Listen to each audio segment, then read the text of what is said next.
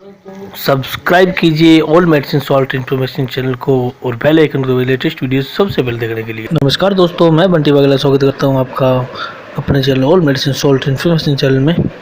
आज मैं आपको इमिप्रामिने नामक साल्ट के बारे में बताऊंगा। इस साल्ट की खोज 1951 में की गई और इसे पहली बार भारत में 1957 में पेशेंट को दिया गया। आइए हम इसके इस्तेमाल के बारे में जानते हैं। इसका इस्तेमाल जैसे डिप्रेशन को दूर करने, उदासी को कम करने, किसी पेशेंट को नींद में यूरिन पास हो जाने, इसके साथ साथ इसका इस्तेमाल माइग्रेन को दूर करने में किया जाता है। इसे लेने के बाद पेशेंट को नींद ज़्यादा आती है, इसलिए इसे रात को ही देना चाहिए।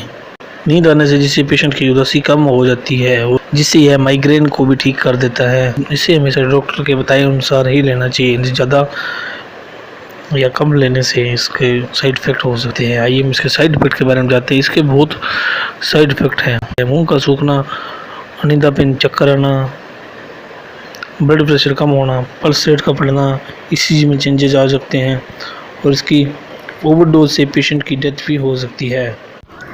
तो मेरे दोस्तों, इमिप्रामिने के बारे में आपको सभी उपयुक्त जानकारी मिल गई होगी।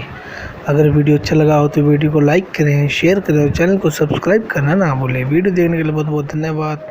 जय हिंद, वंदे मातरम।